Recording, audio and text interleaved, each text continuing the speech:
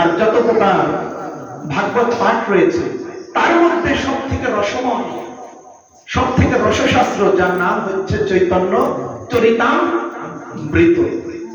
কোন গ্রন্থের নামের সাথে অমৃত যোগ করা নেই। জগতে যত গ্রন্থ আপনারা পড়বেন, যত ভাগবত আপনারা পড়বেন, কোন গ্রন্থের সাথে অমৃত লাগানো নেই। একমাত্র এই মহাপ্রভুর জীবন চরিত গাথা, যার সাথে লেখা আছে অমৃত। অমৃত পান করলে মানুষ কি হয়? অমর হয়ে যায়, তার আর মৃত্যু হয় না।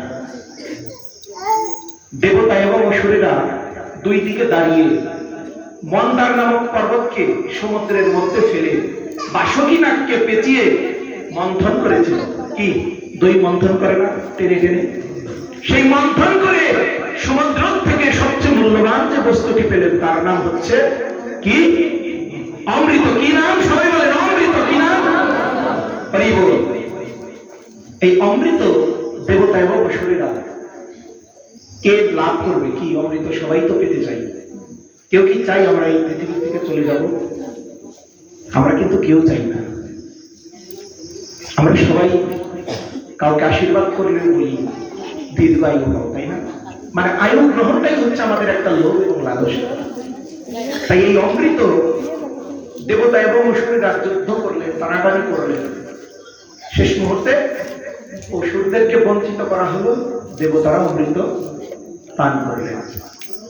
আর গ্রন্থকার এই চৈতন্য চরিতামৃত বলেছেন, চৈতন্য চরিতামৃত হয় অমৃতের সিন্ধু, কর্ণমন তৃপ্ত করে যার এক বিন্দু। ভবসিন্ধু তরিবারে যার আছে চিত্ত, শ্রদ্ধা করে শ্রবণে করো চৈতন্য চরিত। এই ভবসিন্ধু পার করার যার ইচ্ছা রয়েছে সে শ্রদ্ধা করে শ্রবণ করো। তা না হলে কি হবে জানেন? কোটি জন্ম করো যদি শ্রবণ কীর্তন, তথাপি না পাইবে ব্রজের ব্রজেন্দ্র নন্দন। বলেছে কোটি জন্ম করো যদি শ্রবণ কীর্তন, তথাপি না পাইবে ব্রজের ব্রজেন্দ্র নন্দন। বুঝতে পারছেন তো? দেখবেন আমাদের কোন কোন এলাকায়, কোন কোন জায়গায়, কোন এলাকায় 70 বৎসর, কোন এলাকায় 80 বৎসর, কোন এলাকায় 40তম, কোন এলাকায় 50তম নামযজ্ঞ অনুষ্ঠান হয় না? হ্যাঁ, হয় কিনা? এইখানেও তো হয় মনে হয়। কততম চলছে?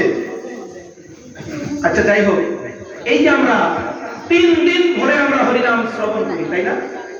বা 4 দিন ধরে, বা ভগবানের লীলা মাধুরী আমরা আস্বাদন করি না? তার বিনিময়ে আমাদের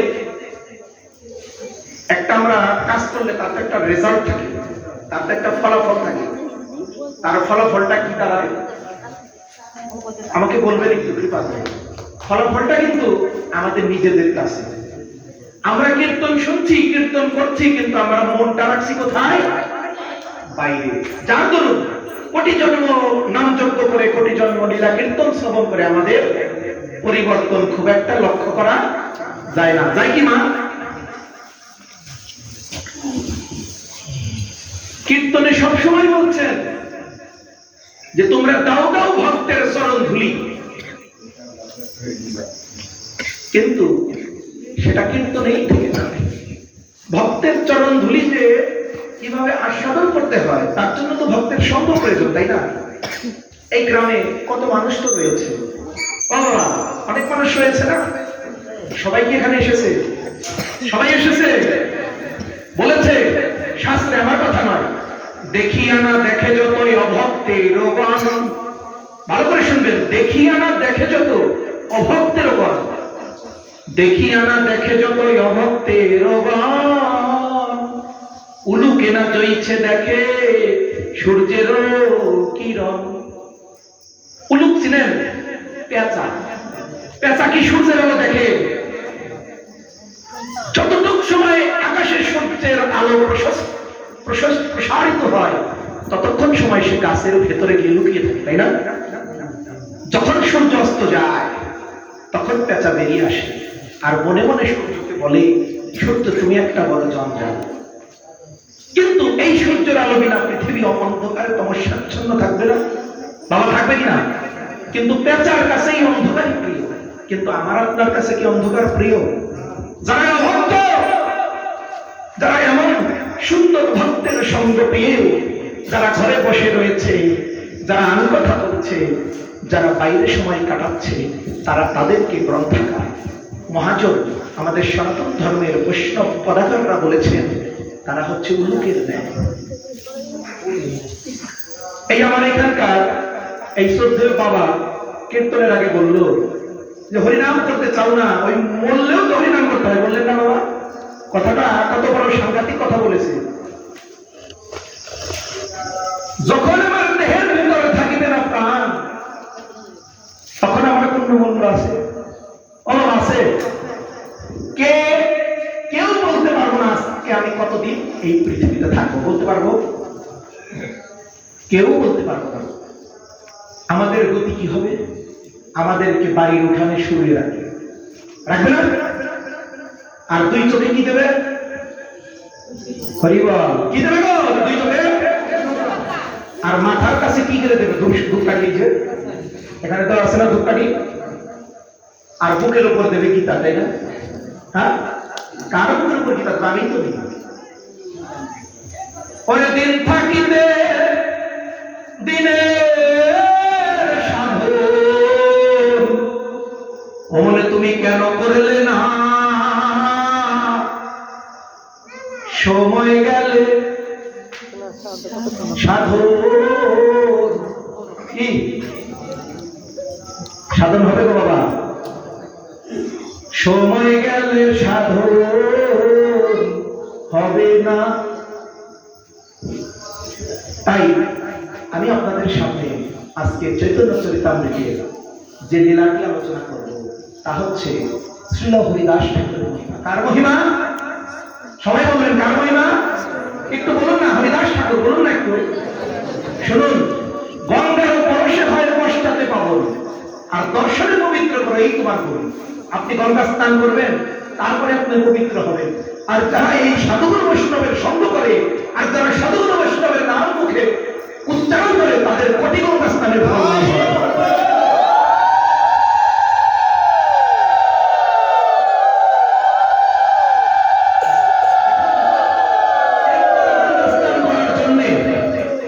ভিসা করে পাসপোর্ট করে গঙ্গার পারে যেতে হয় না?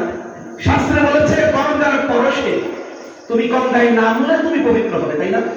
আর সাধুগুরু বৈষ্ণবের মাঝে এসে যদি নয়ন গেলে হাট কৃষ্ণ হাট ভিন্ন বলে টাকা যায়, কোটি কোটি গঙ্গা আপনার চরণে এসে পড়ে যায়।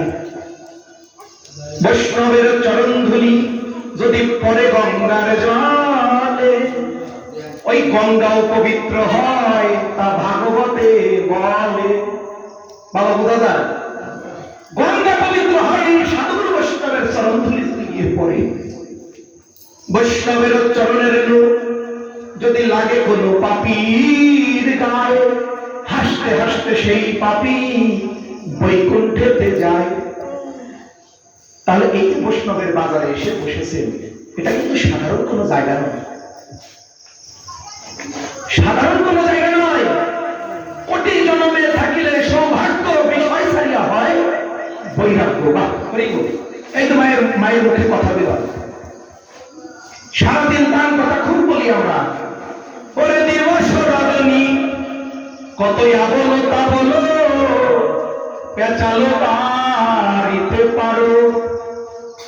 ওরে তাহার ভিতরে কখনো কেন কি বলি, তাহার ভিতরে কখনো কেন কি শ্রীকৃষ্ণ গোবিন্দ বলিতে পারো গো, শ্রীকৃষ্ণ গোবিন্দ বলিতে পারো। আমার কৃষ্ণ নামে মনে হলো না, আমার হেলায় হেলায় আমার দিন ফুরালো, এই মধুর কৃষ্ণ নামে আমার মনে হলো না। কি বাবা, সকাল থেকে চোখ বন্ধ করে ভাবুন, পর থেকে এই পর্যন্ত আমরা কতগুলো কথা বলেছি, আর কতগুলো কথা আমরা কৃষ্ণ গোবিন্দ সম্পর্কে বলেছি, অথচ সেই দিনের আর কয়দিন বাকি, সেই দিন চলে যাবে দেহ থেকে তোমার প্রাণ পাখি। কি বাবা, প্রাণ পাখি কবে চলে যাবে তার কোনো গ্যারান্টি আছে? আছে? কে গ্যারান্টি দিতে পারবেন আমি 100 বছর বাঁচবো বা 10 দিন বাঁচবো, তার কোনো গ্যারান্টি আছে? বৃন্দাবনকে পরিক্রমা করে, আর এই পরিক্রমা প্রথম ব্রহ্মা করেছিল, আর ব্রহ্মার পেছনে পেছনে সমস্ত ব্রজবাসী ব্রজভূমিকে পরিক্রমা করে তাকে প্রণাম করে ব্রহ্মা ক্ষমা চেয়েছিলেন। ভগবান তাকে অভিশাপ দিয়েছিলেন, তুমি ব্রহ্মা হয়ে তুমি যে চুরি কাজ করলে, তুমি ছোট কাজ করলে, কলিযুগে তোমার নিম্নকুলে জন্ম হবে, তোমার জবনকুলে জন্ম হবে। ব্রহ্মা বলেছেন, প্রভু আমার ব্রহ্মত্ব পথ চাই না, মানব দেহ তো ভজনের দেহ, তুমি আমার মানব করে জন্ম দিয়েছ, প্রভু তুমি আমায় যে কুলে জন্ম দাও না কেন, আমি একবারে যেন তোমায় ডাকতে পারি। তাই ভগবান তাকে আশীর্বাদ করলেন, তুমি নিম্নকুলে জন্মগ্রহণ করলে তোমার মুখে সদাই কৃষ্ণ নাম আসবে। তাই হরিদাস ঠাকুর ধর্মের নিম্নকুলে জন্মগ্রহণ করে তিনি হরিনাম করতে দেখে তাকে ওই এলাকার যিনি মাতবর থাকে না, কাজী, তাকে ডেকে পাঠিয়েছে, হরিদাস তুমি আমাদের কুলে জন্মগ্রহণ করে তুমি হিন্দুদের হরিনাম করো, তোমাকে 22টি বাজারে নিয়ে বেত্রাঘাত করা হবে। হরিদাস ঠাকুরকে 22টি বাজারে নিয়ে ঘুরে ঘুরে পিঠে বেত্রাঘাত করতে করতে তার দেহের চামড়া তুলে দিলেন। হরিদাস ঠাকুর বললেন, খণ্ড খণ্ড করো দেহ, যাই যা প্রাণ, তবু না বদলে আমি ছাড়িব কৃষ্ণ নাম। বুঝতে পারলেন? তো এই হরিদাস ঠাকুর তিনি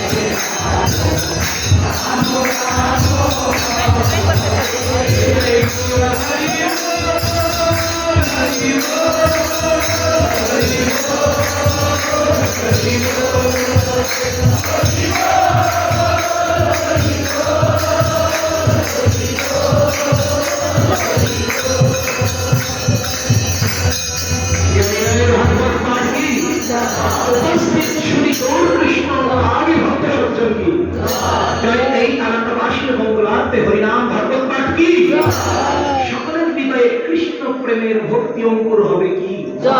সকলে আমরা হরিনাম একসাথে করব কি? মহাপ্রভুর এই মধুমাত্রা হরিনাম সকলের রুচি জন্মাবে কি?